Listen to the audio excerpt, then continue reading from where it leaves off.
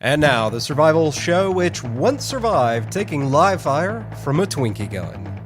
In this episode, we go back once again into the archives for lessons in homeschooling. This is part one of the two-part series on homeschooling with Suanna and Ron Davis. You'll hear myths busted, challenges accepted, and how it works when one parent works and the other one teaches. This is, of course, a rebroadcast of episode number 59, no longer in the public feed. Howdy, and welcome to In the Rabbit Hole's Urban Survival Podcast. This is episode number 186. I'm your host, Aaron, and you are in the rabbit hole, safe and sound.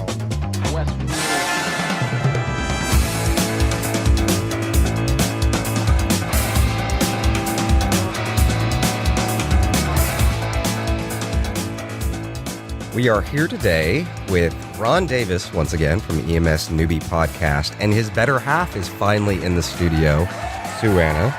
This is a show that we've been talking about doing for quite a while, which is homeschooling, and something I know absolutely nothing about, but y'all have quite a bit of experience with, both personally and professionally. So, say hi. Hello. This is Dr. Suanna Davis, my lovely bride. So I guess let's jump right in, and what you've got, like, this massive notes here. I'm a little intimidated. So I guess let's jump right in. What would be our reasons for wanting to homeschool? It's something personally I've been interested in because I just do not like the way that I see children being educated these days. For example, math to me is kind of a big thing that no one gets taught math anymore. They get taught how to operate a calculator, which to me is just, I'll say it, asinine. But with that said, so what are the reasons that you guys went into homeschooling for? That's a different question because Ron was really pro homeschooling, but I knew I would be doing the work. Yes. So it's really easy to be pro homeschooling when you're not the person doing it. Yeah. And I was fairly sure that once I started, I'd be doing it forever. And I wasn't interested in that either. Like, oh yeah, a year, no problem. Mm-hmm. 18, not so much. Mm-hmm. But I did kindergarten and pre-K, and that was fun. And then I was like, okay, I don't want to do this forever. So Elijah, my oldest, had been taught to read, but he wouldn't read. He said, oh, Mom, you're the only one who wants me to read because I'm a big reader. The kid went into first grade because I put him in a private school where we paid big bucks for the best education we could get. And he went in being able to do triple digits math questions with carrying in his head, addition and subtraction, but not reading. Mm. A week into school, he was reading on the same level as all the kids who'd been reading for a year. And she said, see, I taught him how to read. And she made them use the number line for 0 through 9. What is the number line? So you had to count 1, 2, 3, 4, 5 plus 3. 1, 2, 3, 8. He was doing triple digit. I could say 342 minus 112, and he could give me the answer. Or 114 with the borrowing and carrying. He could give me the answer. Mm-hmm. And then she's making him count for 0 through 9. Yeah. So back to, I think, what we were talking about a little bit from the show of one of the issues being the whole class gets brought down to the slowest student. Yeah, I mean, there's a number of problems. My reasons for wanting to homeschool were more philosophical, and her reasons for not wanting to were more practical. Philosophically, when people say, why did you homeschool? I always say, because the teacher-student ratio is really good.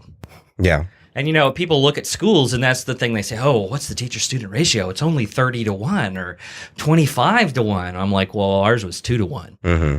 And she had a PhD, which you don't have to have a PhD. We'll talk about that later. But to me, that was it. And the other thing is you control the curriculum. You control the rate that they work. And in school, since you have 30 kids, there's a lot of wasted time for two reasons. One is the rate is determined by the slowest kid in the class, or it's not determined by the slowest kid, and the slowest kid gets left behind. Mm-hmm. And that slowest kid may not be the slowest kid every time. It may be that, he's faster in math and slower in reading, but the class goes at the same rate. So the kid who's faster in math is sitting there waiting, he's done his paper and he has to spend the next 20 minutes waiting for the rest of the class to finish. And the slowest kid, isn't getting the math at all. But then the next week they have writing, and now the math kid is like taking the whole thing, and the writing kid isn't. So there's no variation. Whereas if they were homeschooled, if the kid's fast in math and he gets done in 5 minutes, you're on to the next subject.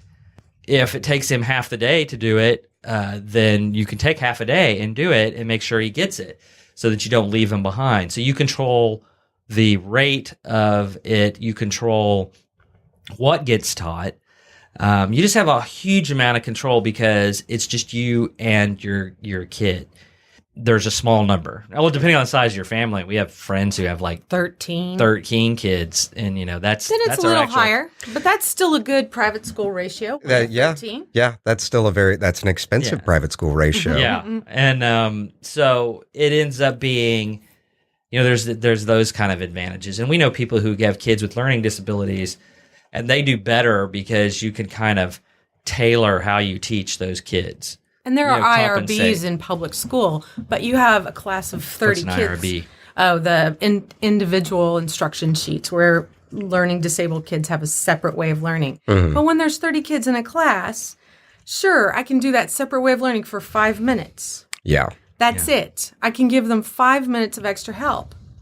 When it was my child who didn't learn to read when they were 5 and didn't learn to read when they were 6 and didn't learn to read when they were 7 and didn't learn to read when they were 8, I could read the work to them.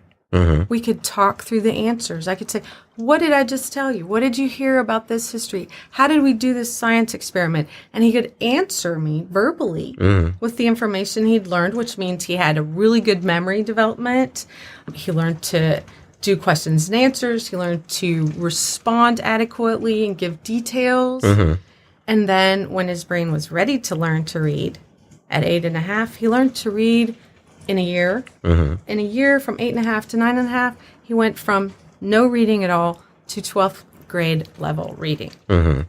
So if he'd been in a public school, he'd have been identified as a slow learner. He'd have been identified as learning disabled. Yeah. He'd have been identified as special needs.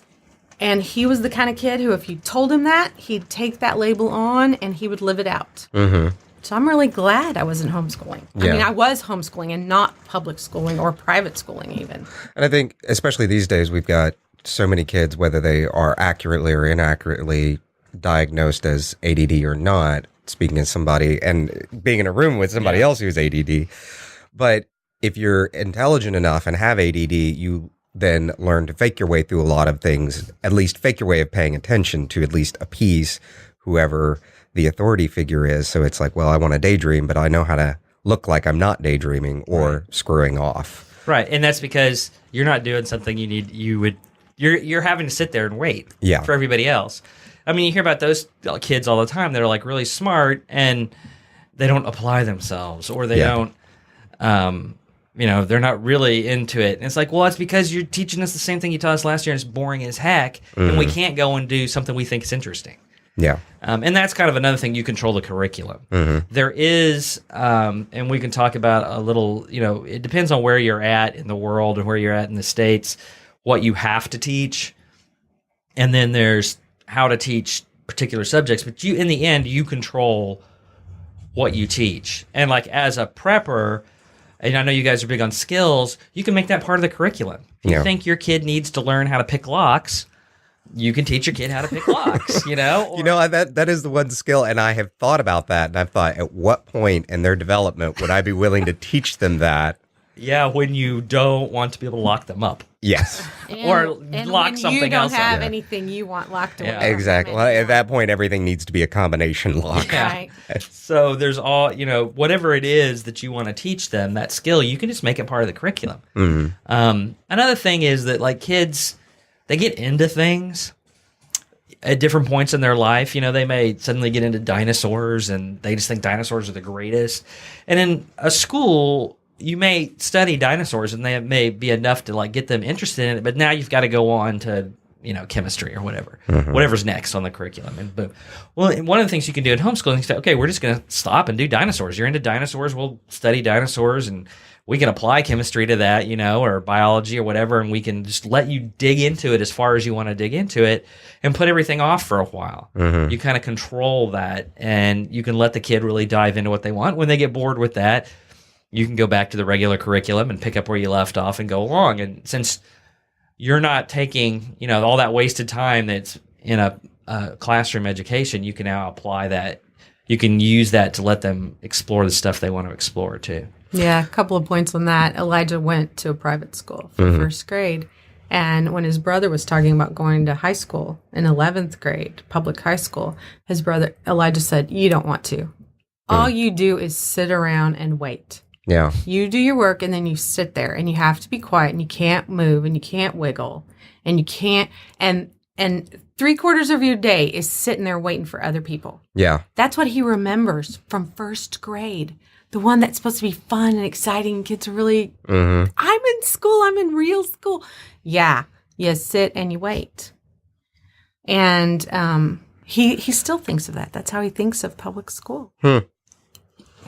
Yeah, and from a bright kid's perspective, that's, a lot of what school's like. We talk about, too, I know this didn't happen every time, but you would set the goal for the day, today we're going to learn X. And, we tell our kids, if you get it done in an hour, you're done. And you can go play video games, whatever it is you want to do. And some days they would be like, okay, yay, and they would get it done. And others are like, I don't want to do this. And so they would sit there all day. And, it's like, you're just wasting your own time. But if that's the way you want to play it, we'll do it that way today. Yeah, that's an interesting part of it. But you were going to add in. That happened when, how schools, I don't know if this happened to you, but you have summer break. And then you go back to whatever grade, second. Well, you spend 6 weeks reviewing first grade. Yeah. I was always bored as heck. Why are we sitting here doing what we did last year? Let's do something new. Yeah. And then same thing happens after second grade. You do second grade for 6 weeks. I always thought that was totally stupid until I started homeschooling my kids and we took summer break. And then my kids didn't remember what we'd studied 3 months ago. Yeah. And I went, oh, I'm weird. I'm an aberration. They're more normal. Yeah. So we started going to year-round school. I didn't have to teach them 365 days a year. We could take a month off for Christmas. We could take a week off when I got sick or they got tired of doing stuff. We could take a week and go to the Northeast and do the Revolutionary War history and go to Valley Forge and not do any math necessarily. And y'all were on your own schedule. It wasn't any big deal. So you could do whatever you wanted to. And we actually did way more than was required. So we'd do 2 years of science every year.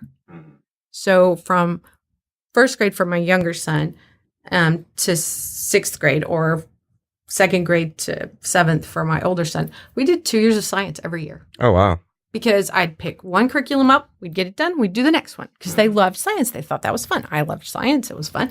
So we did 2 different curriculums. So we'd do first and second grade in this one, and then second and third in the next one. And then third and fourth in one, and then fourth and fifth in the next one.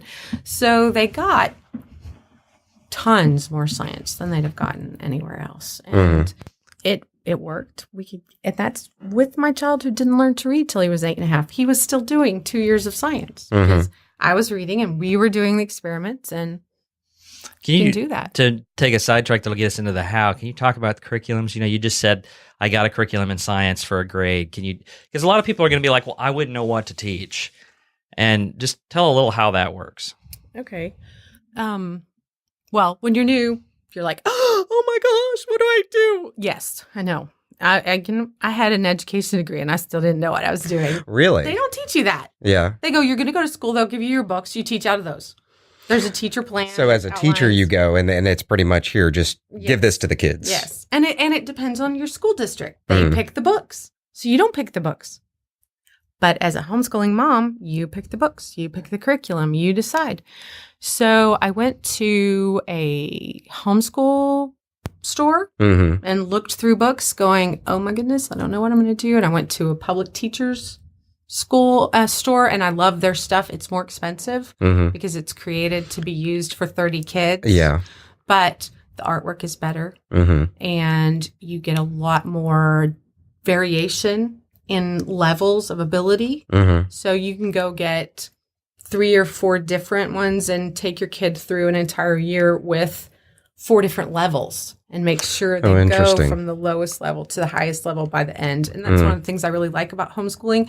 My kids had to learn to mastery. They had to make 100 before they could go on. So if they made 100 the first time, they were done. Yeah. And if they didn't, they had to keep going till they made 100. And then they had the day off. So pretty quickly they learned, gee, I'll just get 100 the first time. Yeah. Yeah.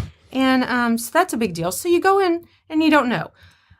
I was overwhelmed. It wasn't my idea. I was terrified. I was overwhelmed. He was smart. It was a great idea. But at the time, I was just scared. And we had a friend who was homeschooling, and she said, oh, Suanna, it's not that hard. 15 minutes a day, formal education for a kindergartner. 15 minutes a day? Yes. For kindergartner. For a kindergartner. For a kindergartner. Then you add 15 minutes for first grade, so it's 30 minutes a day. Mm-hmm. Then second grade, 45 minutes a day. Third, a whole hour. Oh my God, not an hour. And the idea was you can do in 15 minutes what it takes a class of 30 kids 4 hours to do. Mm-hmm. And then you can have recess and nap time and lunch and breakfast and, snack and play. Mm-hmm. So I went, I can do 15 minutes. I can do 30 minutes. I can do 45 minutes. And what I did at the beginning was I said to my oldest, what do you want to study? Mm-hmm. And he said, weather. I'm really interested in weather. And I said, okay. So I went to the store and I looked through all the curriculums looking for stuff I could do for weather. Mm-hmm. And I bought Konos because they had a bunch of stuff on weather. It's a big fat book about 500 words. 500 pages. Mm. And I brought it home and I went weather. I marked them all and we did all weather stuff. Mm. We did weather stuff for 2.5 months. Math weather, reading weather. But and in that point, the child's actually engaged, emotionally engaged in what you're doing, and really wanting to learn the subject matter, and as opposed to being forced fed. He's like, I'm learning weather, and you're like, well, in order to understand that, you're going to have to be able to add these numbers together. Yeah. Like, okay, well, then I'll learn this piece of math, Yeah. Well, and then the math is relevant, right? As opposed to, like, most of us sat in school going, what am I going to ever use this for? Yeah. So it's like you're motivated. I mean, I think you guys talked about motivation once, but there's like 2 kinds of motivation. There's intrinsic and extrinsic. And you suddenly make it, there's a reason I need to learn this. So even though I didn't really want to learn this abstractly, I'm going to go ahead and learn it. Mm-hmm. And so you get that while letting them study what they want to study. And it's not like you're saying, okay, well, we're going to study weather and blow off math for a year. Right. Right. It's like, we're going to study weather, but guess what? As part of weather, you're going to have to learn some math or you're not going to understand weather. And we're going to do social science. You're going to learn the history of how we harnessed electricity and all that stuff. And we did that for about 2.5 months. And then it was his birthday and we had a weather party. Uh-huh. We got art that you drew on and it changed in the sun. We got water guns for rain. We got sun piñata and beat it and yellow candy fell out. Mm-hmm. And that was our culminating event for our weather unit. And then it was my other son's birthday coming up, and he picked dinosaurs. Mm-hmm. So we did math for dinosaurs. We did science for dinosaurs. We did reading on dinosaurs. We did art for dinosaurs. And in about 2.5 months, when it was his birthday, we had a huge dinosaur party. Mm-hmm.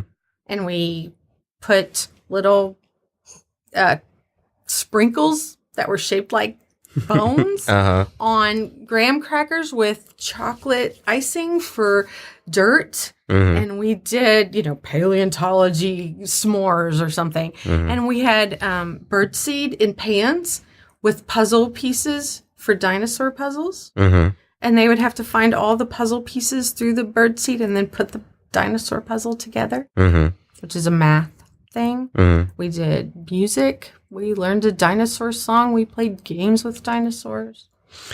So it's the child's actually engaged, Yeah. and they're being taught everything, but they're taught in a manner that makes sense to that child. Well, this is why I need to know this if I'm going to understand this thing that interests me. Yeah. And for me, that got me over being scared. Yeah. Because I had a topic I was looking for, and then I was filing all the things we needed to learn within that topic.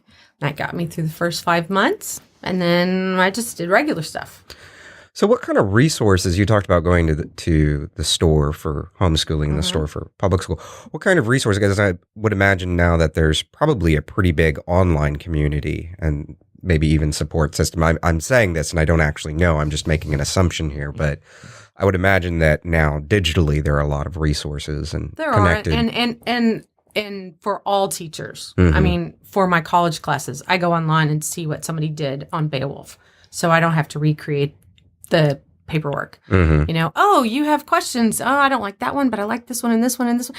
And so even for my college class, I don't redo all my stuff. Yeah. And for my kids, I'd go online and I'd go, oh, that sounds cool. I think they'd like that. Oh, they didn't. Okay, well, what else can I find? Yeah. You know, but also all the major cities have conventions once a year, at least in the South, where they bring in a bunch of different publishers for private and public schools.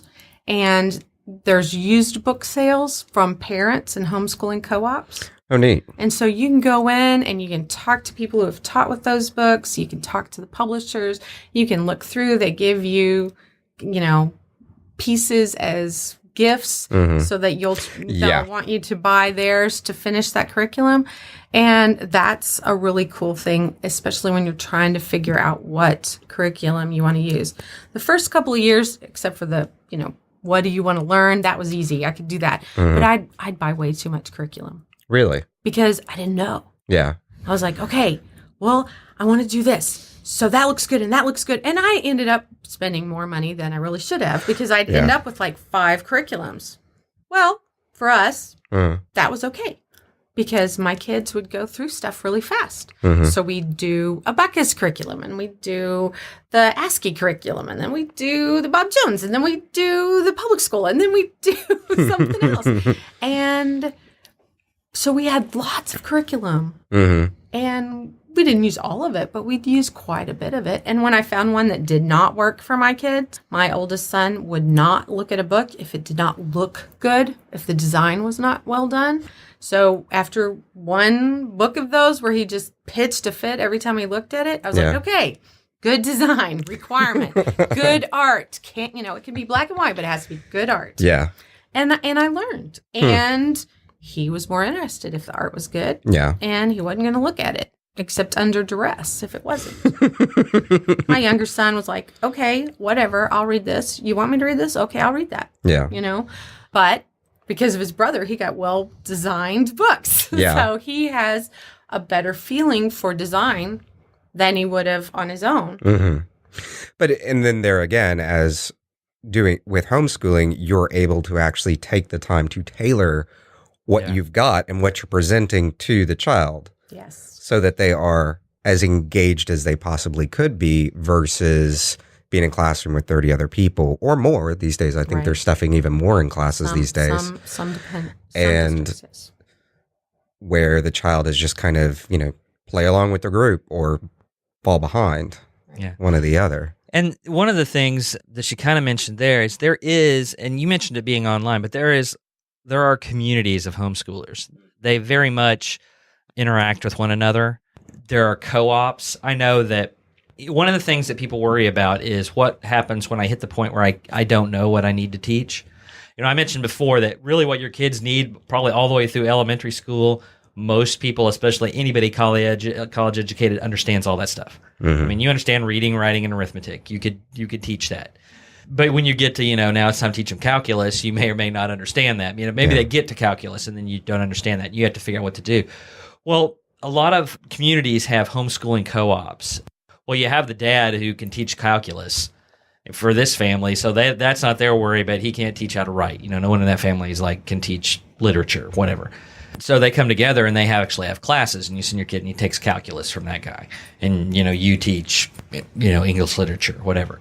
So they have these co-ops that bring that stuff together. And generally, they go all the way down, and they have kind of like, I want to call them fun classes, but they're specialized extracurricular classes. And so your kids can go do that maybe one day a week. They'll go to that, and they'll take a class on dinosaurs, or I forgot all the stuff you taught. You taught something crazily creative every year. I forgot what, some of them were. They were part of the extracurriculars. And then as your kid advances and they get to that high school point where maybe not everybody can teach everything, then they can take more in-depth courses from that. When our eldest turned 14 and he needed to take advanced math, we put him in the community college. Yeah, now wait, let me back up just a little bit. Because yes, but our co-op was the co-op situation we were in was a little bit different. At middle school age, they offered science, math, English, history. Mm-hmm. And you could pick which of those four, and you paid for it. Mm-hmm. So there were homeschooling parents or retired people teaching those classes in areas of specialization that they had. And if you could do history and science, but not math and writing, then you would sign up for the math and the writing. And those were 2-day-a-week classes for an hour and a half each. Other co-ops, like my girlfriend out in North Carolina, they get together and it's free, but you have to teach 2 hours a week. Yeah. And I have to teach 2 hours a week. And the other person has to, each family has a requirement to teach 2 hours a week in their specialization. Well, the particular one we were in the Kingwood area had the middle school through high school classes.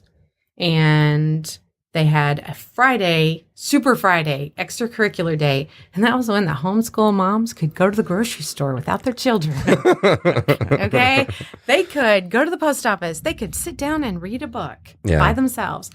And the classes were things like, we had yo-yo. Mm-hmm. I taught dinosaurs and dragons. So we looked at paleontology stuff, and we looked at historical and mythological dragons and how those might be connected. And we wrote stories. The kids drew art. We did math and everything with dinosaurs and dragons. We did one games and races through history, where we started with the Assyrians and we played games they played, and we moved all the way up through the Greeks and then the Romans and then the Vikings. And we didn't quite make it where I wanted to. We didn't make it to the automobile race around the world. But in one semester of 16 Fridays, we went through history with a timeline, playing games those people did, learning where they were in the world. Can you imagine if you volunteered to teach, primitive skills or knot tying or knife sharpening? Probably wouldn't be good for 4-year-olds, but 6-year-olds. But I mean, first aid or, stuff like that, or something that was interesting. You could just say, we're going to teach survival. Look, you're going to learn how to start fires and climb walls and tie knots. And, you could easily integrate all that stuff. And then a lot of people also integrate things like the Boy Scouts. They'll make that part of their homeschooling. So their kids are Boy Scouts or Girl Scouts or whatever. And the other thing was, my oldest son, I taught through Algebra 1. And I didn't do well at geometry. Let's just say it's a good thing New York has multiple choice final exams, because otherwise I would not have passed. So I'm like, I can't teach you geometry. So I took him to the co-op, and he learned geometry from a woman with a master's in math. And he loved it. And then he took Algebra 2 from her. And he was signed up to take trigonometry from her, and she decided to move to Russia. And you're like, okay, well, I can't teach trig because I didn't ever have it. Yeah. So I took him to the local community college, and he had to take an entrance exam. Yeah. He tested into calculus. And I said, you know what? I have 2 online friends who are professors in calculus, and they're always saying, how do kids get into my calculus class not able to do math? And I'm like, well, they are like you. They can test into calculus. So, yeah, you still have to go take trig and pre-cal before you can take calculus. But starting at 14, he took math and science and then English and history at the local community college. And by the time he was 18, his birthday's in August, he had 74 hours of dual credit classes. Wow.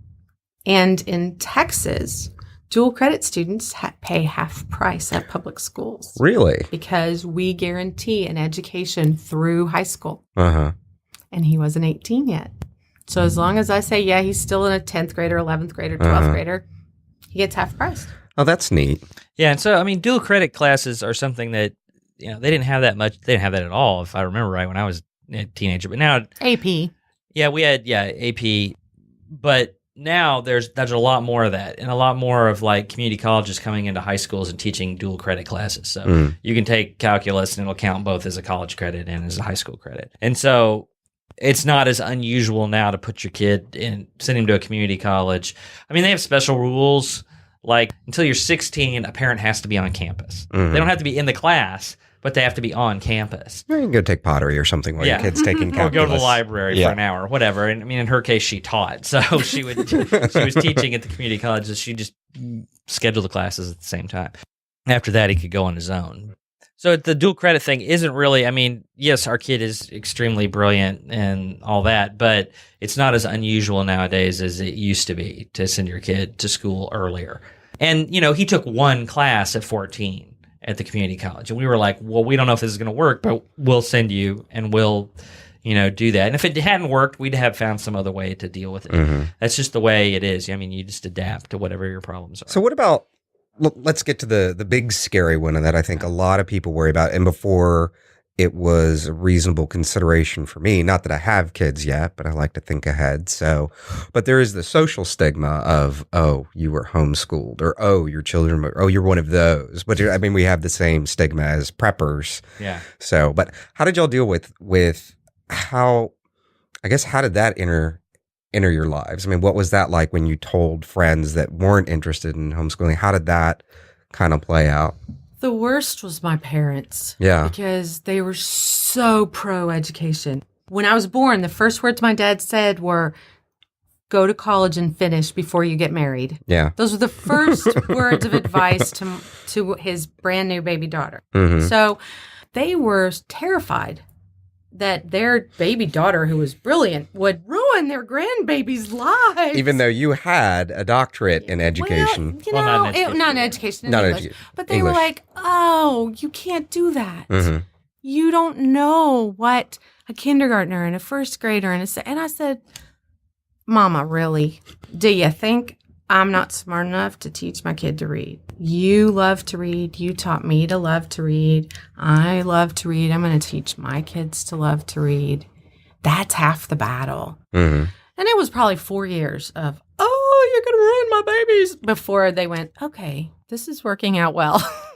So that was the worst. The other thing was I was totally paranoid that I would get arrested. Really? Because some parts... even though it's legal in Texas and the United States, some school districts are very against it. And so if you're out with your children, you'll have truancy issues. And I can do school for my first grader in 30 minutes. What am I going to do the other 7.5 hours that everyone else is in school? Well, we're going to go to the grocery store and we're going to do math. If we only have $10, what else can we buy? I didn't do that. We went grocery shopping in the afternoon after school got out, or in the early morning before school got in, because I was afraid I'd get arrested. Was there any? Was this something that someone else you knew had gotten arrested for or gotten harassed about, or? I don't think we knew any of our friends. Yeah, I don't think any of our friends had their issues, but we joined the legal association because. Homeschool Legal Defense, HSLDA, because there are areas where you are persecuted, like Houston Independent School District. Really? Is not very fond of homeschoolers. Humboldt Independent School District, where we lived, was. So they didn't have hassles. Houston Independent School District, hassles. That's interesting. I wonder why, because I wouldn't imagine that they would lose out. First of all, they lose it's $2,000 a year for every student that's not in a seat. Yeah. Ah, okay. So that's part of it. The other is, teacher unions protect their jobs. And obviously, if a parent can do something, you can't be doing it right. You need a professional. You know? So there's all kinds of reasons. You also run into another issue that people are afraid of, and this is actually more real, is someone doesn't like you for whatever reason. And so they report you to social services. Right. And then social services shows up at your door and says, we want to talk to your kids and search your house and blah, blah, blah. Because you're homeschooling, obviously you're doing something bad for your kids. And it may be that it's a parent or a grandparent or a non-custodial parent. So those are issues that you can have, and homeschooling can make you look less normal, and therefore you can have issues with that, which is one of the reasons you get DLA, ALD, whatever it is. We'll put a note in the show notes, because they will protect you and protect your rights. So if a truancy officer or a police officer or the social worker come to your door and you have membership in a legal defense, whichever one it is, states have them, and there's a national one for the U.S., you get their card out, you call them and you say, I have a police officer at my door. And they say, hand them the phone. And you hand the phone out the door, and your lawyer talks to the police officer. Nice. Because your $150 a year pays for an on-call lawyer if you are having an issue, citation or have an issue based on homeschooling. And that includes issues with custodial, non-custodial parents in a divorce. If they say, oh, they're homeschooling, I should get the kids, they'll show up for that as well. Nice. That's a nice insurance policy. Yeah, and it is. It's basically homeschooling insurance. It's not that expensive, and it's part of it's like the national community too. I mean, really, everybody joins that. Or should. And so they have a lot of resources and related things, and they'll have conferences and stuff that you can go to. So it's like the NRA or a lot of these different organizations that protect different rights. You get more power the more of you that are in it. Oh, yeah. And really, we talk about being afraid, but it's nothing now compared to what it was in the 20, 80s, 30 years ago. Yeah, even in general conversations with people, it seems to have become much more mainstream. Yeah, and we can even say, again, because at one point, as we were talking before the show, in history, the idea of institutionalized education is a fairly new idea. Until the 20th century, most students were taught at home. Most. Even into 1915, 1920, most kids still were taught at home. They didn't go to public schools. It's only been the 20th century and now the 21st that the majority of U.S. students are in public schools, that the state is educating them instead of the family. Yeah. And it's we could go into the history of it, but part of that's the Industrial Revolution. Yeah. We had to do something with the kids once we decided we weren't going to put them in the factories anymore. We want to put mom and dad in the factory, and so what do we do with them? Well, hey, the state will provide this, and that'll allow us to do that. There's lots of different things. And actually, we were looking up what's happened in the state of Texas, and, homeschooling was perfectly legal. And in Texas, they consider homeschools a private school. So you have the same requirements as a private school, which are teaching 5 particular things. Suanna, I can tell you those in a minute. But what happened was in the 80s, the Texas Education Agency said, no, that's wrong. They're not private schools. You can't homeschool. And arrested a whole bunch of people. And this court case went all the way up to the Supreme Court. And the Supreme Court came back in Texas and said, no, they unanimously said homeschooling is private schooling and it is perfectly legal. And one of the points they made was Texas education has been around since 1912. And in 1912, 10% of the population was publicly educated. Everybody else was at. And at that time, nobody said, oh, no, it's not right. And all for this past 60, 70 years, it's been policy that it hasn't been right. So why are you suddenly deciding, oh, now it's not right? That was basically their thing, is this is not, it seems uncommon now, but it was not uncommon for much of our history. So the historical precedence was there, and they were like, no, that was the historical precedence when we made the law. That's what everyone understood it to mean.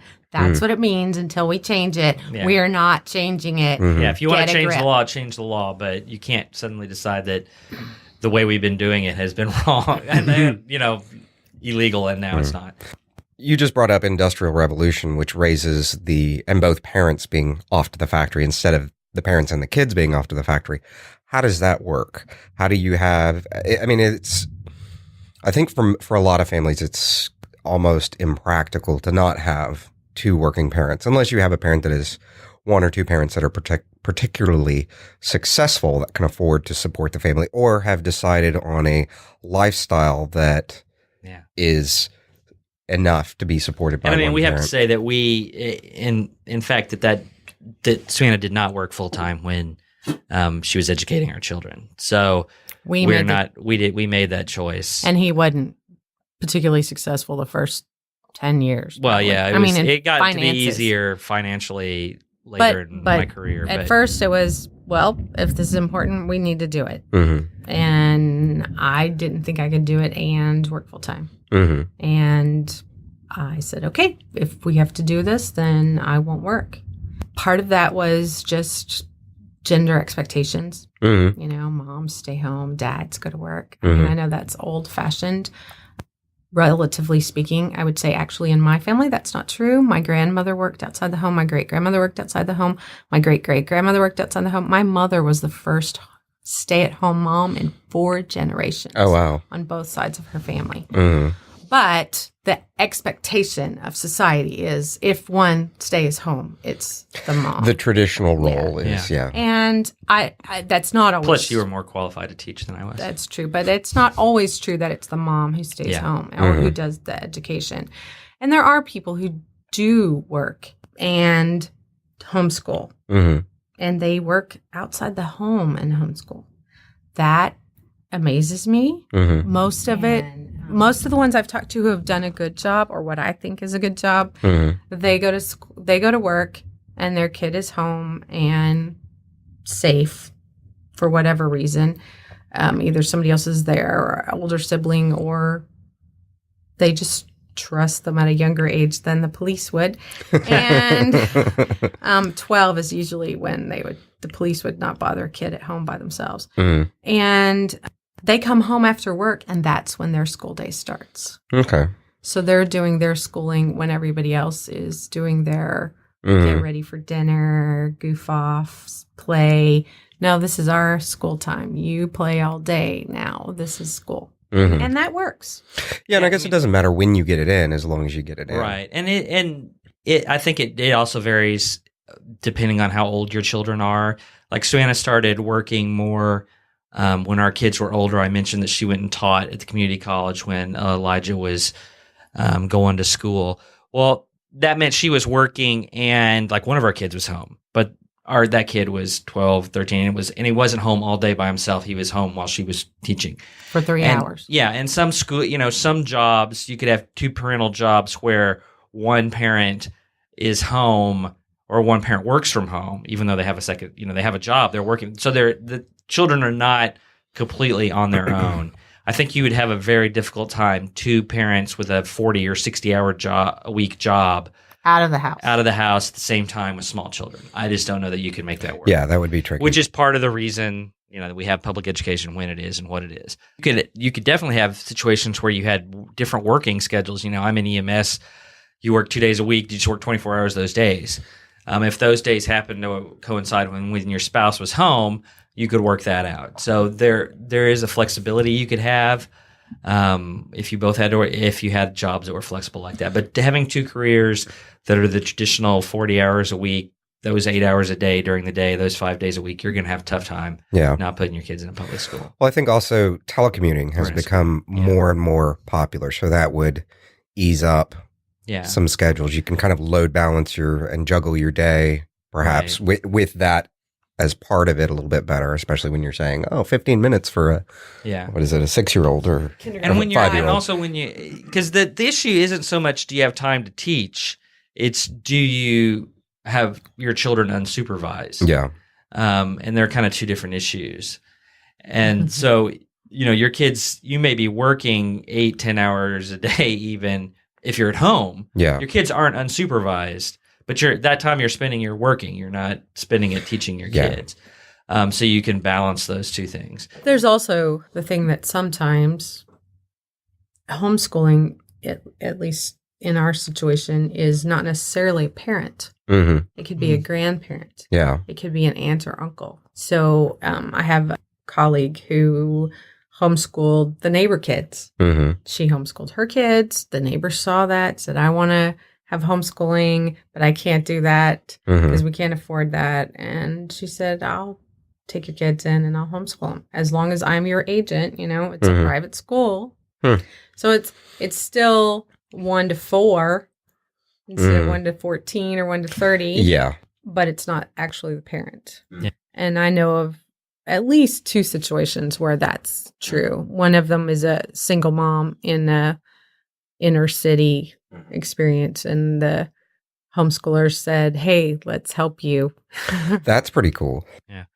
And another issue you talked about choosing lifestyle-wise, a lot of times people are like, I don't want to send my kids to public schools, but both my wife and I work, and so we'll send them to a private school. Then you have to look at that financially. Suanna took a job to send our kid to the school that first year. And you start looking at the money, and especially when you had a second kid. If you have 2 kids, that's almost an average full-time income to send your 2 kids to private school. Mm-hmm. I mean, depending on what your incomes are, but it could easily be where you're looking at, like, we can spend all the money it takes to have a job and send our kids to a private school, or we can just have you stay home. Yeah. And we cut our expenses, and, our kids get this education. Mm-hmm. And I think the other big stigma with it is my kid is going to be a sociotard if I do not have them around other children, if I'm just... I will say that everyone wants to know that. Yeah. Everyone. Yeah. Even people who want to homeschool. Yeah. What do you do about socialization? And I have 3 thoughts on that. 1, who do you want your kid to learn from? 20 little 5-year-olds? Push, pull, pill your hair, scream, yell, cuss, whatever they do at home, or your mom and dad. Yeah. Who do you want them to learn how to be social from? Yeah. A bunch of little kids or parents and friends and whatever. And and that's something too. When you say socialization, what do you mean? What do you want that outcome to be? I mean, we're like, oh, you need to be social. You need to learn how to deal with other kids. Well, you know what? That Lord of the Flies middle school that you go through, is that the socialization you want your kids to learn? And I mean, that's actually something that people talk about is if your kid is primarily around adults for most of their childhood, you know what they learn to be? Adults.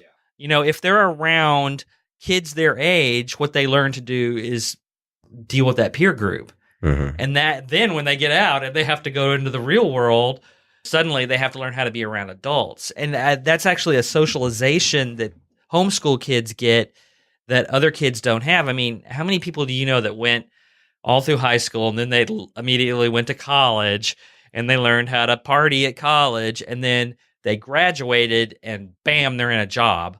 And now they have to learn how to deal with people that are twice their age. Oh, yeah. In a way that they're not my teacher. They're someone who have an expect. And you know what? If they had spent a few years being around nothing but adults, when that happened, they'd have a different frame of reference that you don't necessarily get. I noticed that personally, which was most of my friends growing up had what you're talking about. And it was this very jarring realization of, well, I guess what we commonly refer to as the real world. Hold on one second. I have a frog in my throat today that won't seem to get out.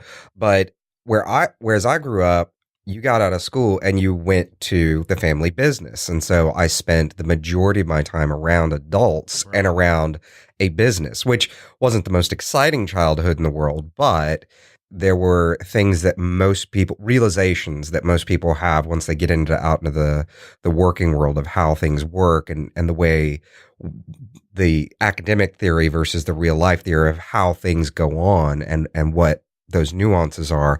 That was stuff I already knew while my friends were going, oh, wow, I didn't know this. And it was this very jarring, oh, I can't go party till 4:00 in the morning. I've got to get up and go to work, and they stumble through that. But I mean, that's a lot of kids, they go to school, they're around their peers all day. The only interaction with adults they have are their teachers who are overwhelmed with 30 kids and you have a very specific kind of relationship with that teacher. Yeah. And then they get out. Their parents are not home yet. Mm-hmm. So they go home and they're either by themselves, they're either being taught by the television, or they're out with their friends. And that's their socialization. Mm-hmm. Whereas a homeschooling kid wakes up in the morning, interacts with their parents all day, may have to go do things with, other adults. That's their interactions. And then they get to play with kids. Mm-hmm. And we could talk, and I'll let Suanna go now about socialization with other kids too. Well, the other thing is everybody assumes homeschoolers are going to be isolated. Mm-hmm. Oh, they're going to be only with you. I don't know about you, but 24 hours a day, I love my kids. 24 hours a day, 7 days a week, 365. I'm going, what can they do? Yeah. All right. So my kids played soccer. They went to Y day camp in the summer. Mm-hmm. They went to church. They went to church camp. And lots of people do homeschooling group sports. They do drama. They do community theater with the kids. There's kid theater, children's theater. There's scouts. The normal extracurricular activities children would be engaged in. And then you do that as a homeschooler. Mm-hmm. I mean, it's after school. They have a lot more choices, opportunities. We go to the library. Mm-hmm. Kids know the librarians. You go to the museum. You go to the museum a lot. Mm-hmm. The museum guards start talking to you. Hey, did you see we got a new picture in here? Come here, let me tell you about it. Yeah. You go to a museum, the docent's talking. You go to church, the docent's talking. Whatever you're doing. And homeschoolers get socialized that way. And it's not just adults. It's not just their parents. It's other kids and other adults. It's kind of like the prepper idea that you're out living in a compound, by yourself and you never interact with other people. Well, you could choose to live that way, and I'm sure there are homeschoolers that do that exact thing. They're living out in the compound. Yeah. And yes, when that happens, they can end up a little freaky, but they're going to end up a little freaky for a number of reasons. It have to do with the fact they didn't go to school. They didn't go to a public school or a private school. Do you have a third one? Yeah, basically, students learn to act like whoever they interact with. Yeah. So I take my kids to the Philharmonic, Mm-hmm. and everyone's dressed up, everyone's quiet, everyone's listening, but they're not all day having to sit quiet. Yeah. And we go to the museum and we do the kids section. So they get to be on TV, on the science room, and they get to draw in the sand, and they get to, dig, and they get to break fossils open. And hey, they're interacting with the teachers there. Mm-hmm. So they're not all just learning from me. And yet it's not 30 kids all day long or 150 kids with 8 different classes. You know? So what are some of the other things? I mean, the socialization is kind of the biggest one that people worry about. But what are we missing here? I mean, what other pitfalls do you experience or stigmas do you experience? People worry about when they're deciding to be homeschooled. And I think one of the things we should probably talk about is we're assuming you have a choice. And as preppers, we have to prepare for the situation where you may not have a choice. But the things they worry about are socialization. The big thing that Suanna would always go, I could never do that, because they either think they don't have enough education to educate their kids, or they just couldn't stand to be around their kids that much, which is completely reasonable. Either, Yeah. Yes. I'm with my kids 4 hours a day. All right. That tries your patience. I'm with my kids 24 hours a day. Okay, that's a little bit more trying sometimes. Mm-hmm. Yeah. But So you those are the also big ones.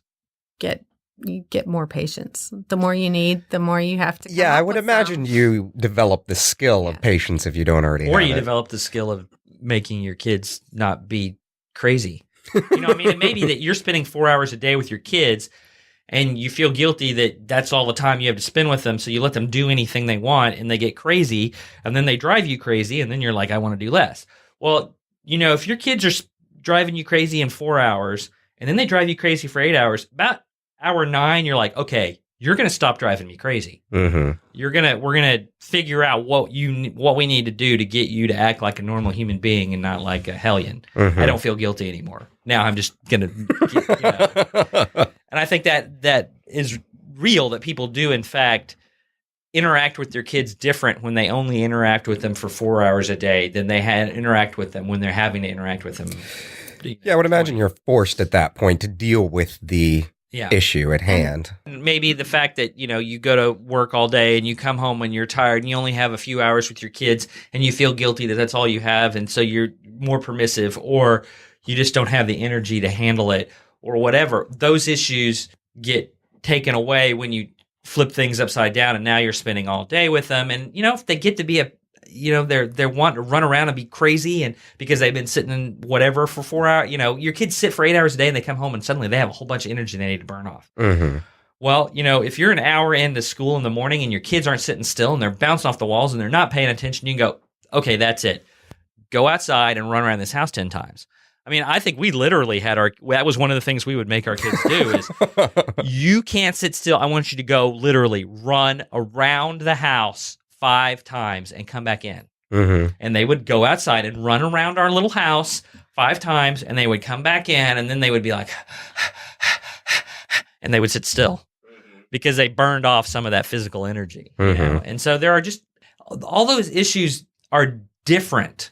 There's a different, when you change the context as dramatically as you change it from being with your kids all day long and not being with your kids all day long, you've changed that context so much that you really have no idea how big a difference that's going to make in the way your kids act, the way you act, the way everything works. Mm-hmm. And that's really true, because we would go out and we'd go on nature hikes. Mm-hmm. So that's not at the store; nobody will see you.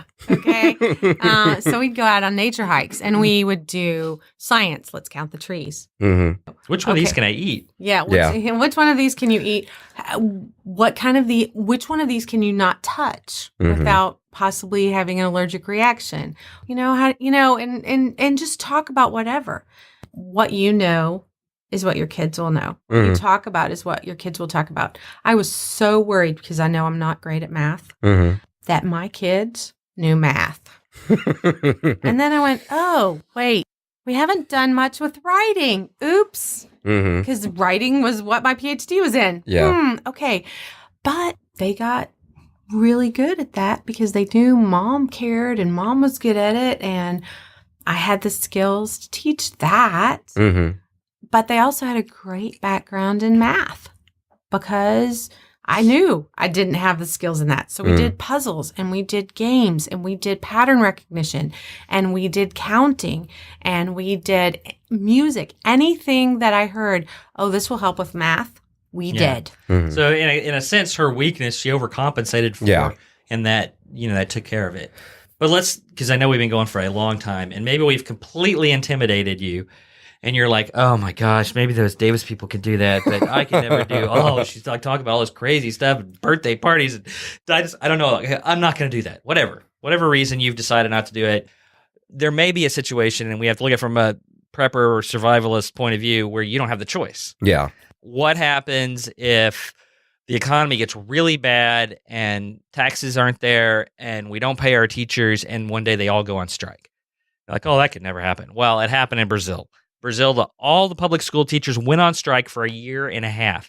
So during that year and a half, what happens with your kids? Well, now you don't have any choice. Guess what? You're homeschooling. If that were, if from a prepper point of view, you say, okay, I have to prepare for the possibility that I won't have a choice and I will have to educate my kids. What do I need as some basics that I could get as a prepper ahead of time? And I know the first thing I would say, and Suanna would probably say too, is this book on teaching your kids to read. So what's the book? Yeah, there's a book called Teach Your Child to Read in 100 Easy Lessons. And it tells you exactly what to say, where to point, how to point, what to get your kid to say. It's very short daily assignment for 100 days. Most of my friends used it, taught their kids to read at age 4. Now, obviously, that didn't work for my kids. Yeah. My oldest learned and said, I'm not reading. You're the only one who cares. But then he went to private school and learned in a week. I'm pretty sure it wasn't because his teacher was teaching him. I'm pretty sure it was because he already knew. Mm-hmm. And then my youngest, we tried it and it wasn't working so well. And I'm like, okay, I've read some studies and there's some argument that teaching a child to read before he's able gives the learning disabilities, which is why we have so many learning disabilities. It's not just a matter of noticing. It's a matter of we're causing them. And at least 2 major educators have argued that as long as the opportunity is there, every child will learn to read who's not mentally handicapped will learn to read by the age of 9. Well, you know what? When you're sitting around and all your friends' kids are reading at 4 and your kid is 8 and you're still reading their assignments, it is really hard to remember that. Yeah, I would imagine. But I also have a sister who's learning disabled. She's got dyslexia really badly. And I didn't want to repeat that with my kids. So I would just like bite my tongue and twist my fingers and go, he's not 9, he's not 9, he's not 9, he's not, it's like the magic words. Yeah. And when he was 8.5, he said, Mom, I really want to read Harry Potter. I said, that'd be cool. He goes, I don't know how to read. I said, no, you don't. I don't think I could read Harry Potter by myself. No, probably not yet. How can I get ready? Well, you have to read a little bit. Remember that book? Yeah. You want to go back? Oh, yeah. So we went back to that book. We did the basic things at 8.5. He started reading individual pages. Then he was reading chapters in children's books, not in grown-up books. And when he would read a page, I would read Harry Potter to him for a chapter. And I don't really think it was just because he wanted to hear Harry Potter. I think it was because he was ready. Time. He was ready. And he's an amazing reader, but he didn't learn until he was 8.5. To kind of go back to socialization for just a second, and I forgot to ask this a little bit earlier, which was what kind of, since you now have one of your oldest son is in college. Both of them are in college. Both of them are in college. How did that transition from being around mostly adults all the time to then being around within their peer group? How did that work out? Our two boys are very different. That's a thing I think you would pick up on listening to us talk about it, that our kids are very different in the way they interact with different things. They're different with each other, not different from other children in general. Well, I mean, all of our everybody's Right? kids are different. Yeah, but I mean, that's a point too. You think, well, I know some kids are different from other kids, and in families these are different, but you don't realize that our two kids are dramatically different. One of them is very mathematical and very analytical and very introverted. And that's our eldest. He's almost done with a degree in actuarial science at the University of Texas. He's 20. And he's 20. And he's the one who went at 14, started at the community college and did all this stuff. And then went to UT, lives in a dorm, doesn't have a whole lot of social interaction. He's very introverted, and he goes to class, and he comes home, and that's the way he wants to live. And I think it's completely bizarre, but it seems to be working for him. Our other son became very active in his church's youth group in middle school and has been very social in that group, and has now gone off to college. He's a freshman this year and has become hugely socially active at school. So it had nothing to do with other than individual. No difference one way or the other in their socialization. Our eldest knows how to talk to adults. He's a bit of an introvert and maybe doesn't want to talk to adults, but he knows how to deal with adults. Yeah. And probably really better than he knows kids. how to deal with other kids his age. Yeah, but he's really good with younger kids. Yeah. I think the socialization thing really has less to do with how they go to school. It's more about the individual. More to do with the individual. Yeah, it's just like anything. Yeah. I mean any some kind kids of some people are introverts and some people are extroverts. Yeah. And to some extent, I think you can learn skills that compensate for that. I know in my life that I would say I didn't learn how to talk to people, especially members of the opposite sex, until I was, in my 40s, and discovered. I remember reading that book, and thinking, "You mean you can learn this stuff?" Really. I was like, "There's like something I can study and figure out how to do this, and that tells me what to say, and there's a structure to how you talk to people and that kind of thing." And so I think you can compensate for that and learn that, but I don't think it's a matter of. It had nothing to do with the way I was educated. I went to public schools. It was just a personality difference. It's just a personality thing. So as far as college admissions go, what happens there? Because it's way easier than it used to be in the past. And for us, it wasn't terribly bad. There have been the pioneers of homeschooling who have taught the University of Texas what they have to do when a homeschooler comes to them. And there are tiers for schools. The homeschool groups have identified schools as tier 1. That means homeschoolers only have to do what everyone else has to do. So we want an ACT score. You get an ACT score from the homeschoolers. We want an SAT score. Homeschoolers give an SAT score. Those are tier 1. My son's only applied to tier 1 schools. Some people want to go to tier 2 schools. Well, that means they have to jump through hoops. Some of the schools require a list of every book you have ever studied in your 12 years of homeschooling. Oh, wow. Imagine that. I used 2 science textbooks every year for 10 years. So they have 20 science textbooks, not including science stuff we did just because I remembered it from when I was in biology and I thought it was fun and let's do this. Yeah. Not including, oh, Grandpa loves this. Let's go do that with Grandpa. And then every book you've read. Okay, I was in public school and we had to keep a list of the books we read. And after Christmas break, I came back with a list of 112 books. And my teacher said, "You're lying." And I said, "No, I'm not." And she said, "What did you watch on TV?" And I said, "I don't own a television. I didn't watch television." And she went, "Oh, okay. Well, if you don't have TV, you could read 112 books." My kids read all the time. We had a TV. And they played video games all the time. But they read. Can you imagine trying to keep a list of every book they read for 12 years? And one thing I should point out is we had to provide a transcript to the University of Texas.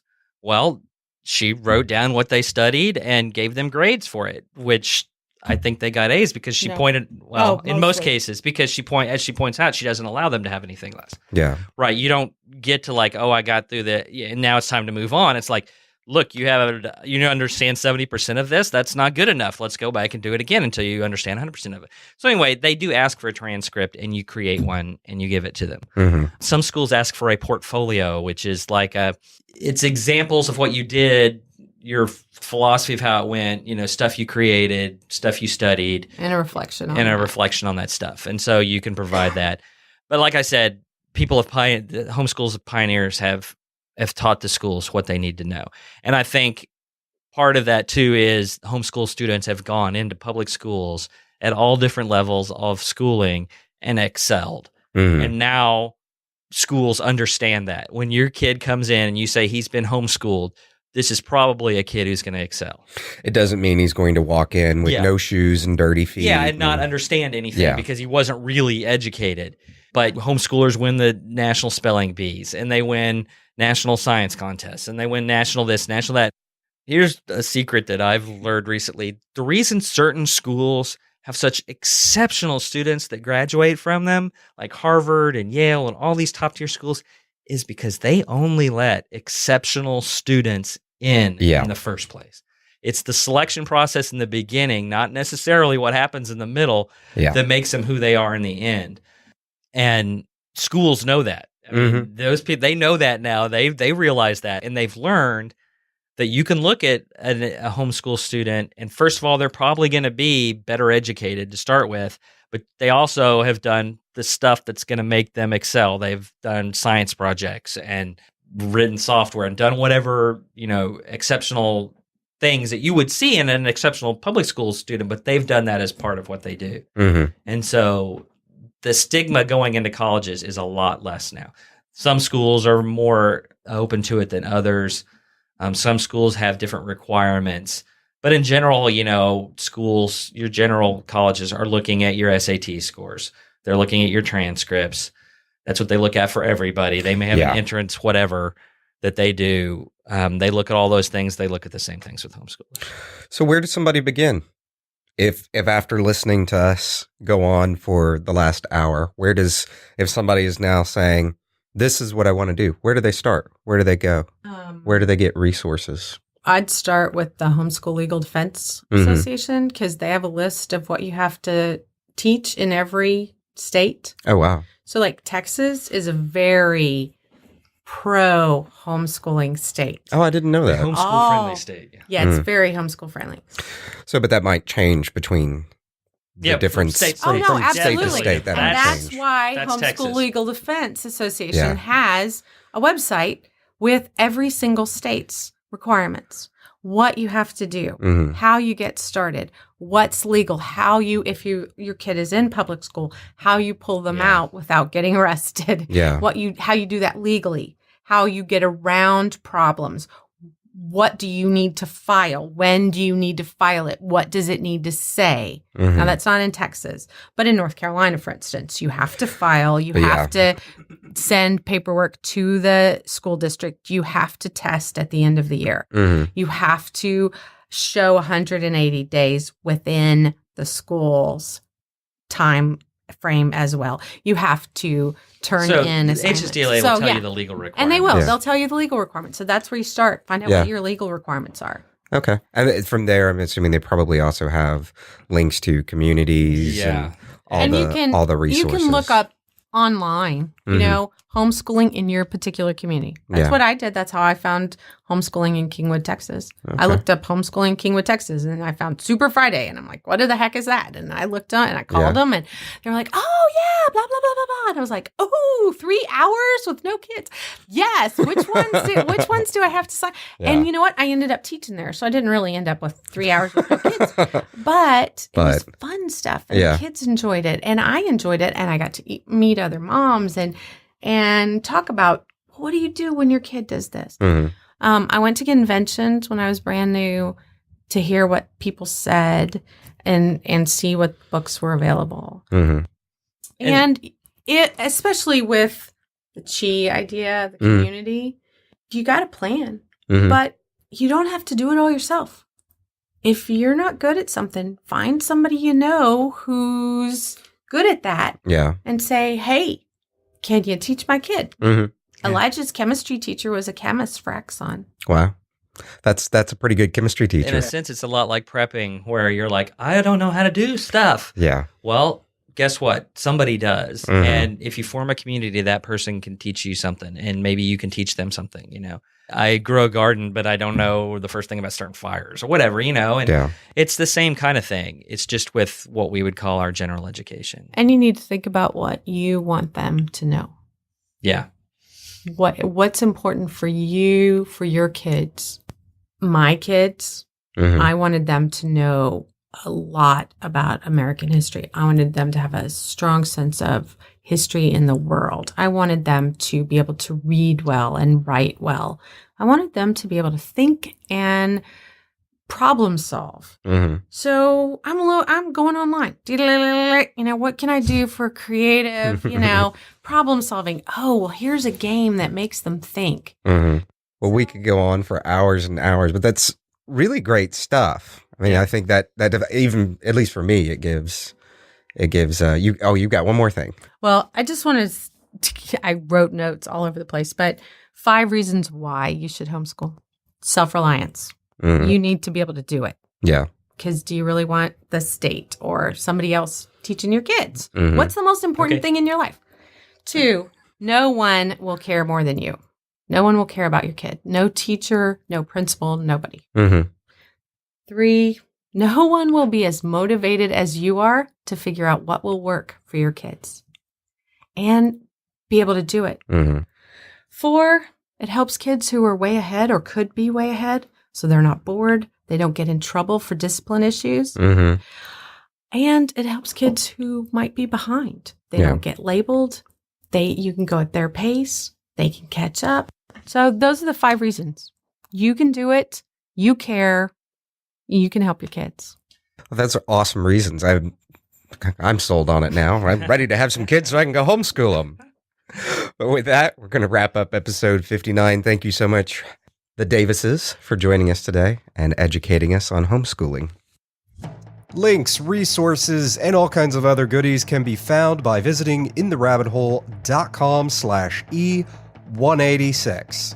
Consider becoming a supporting member of the show and get some amazing benefits. Visit itrh.net. Do it today. itrh.net. With that, we wrap up episode number 186. From the Lone Star State. Till next time, stay safe and sound.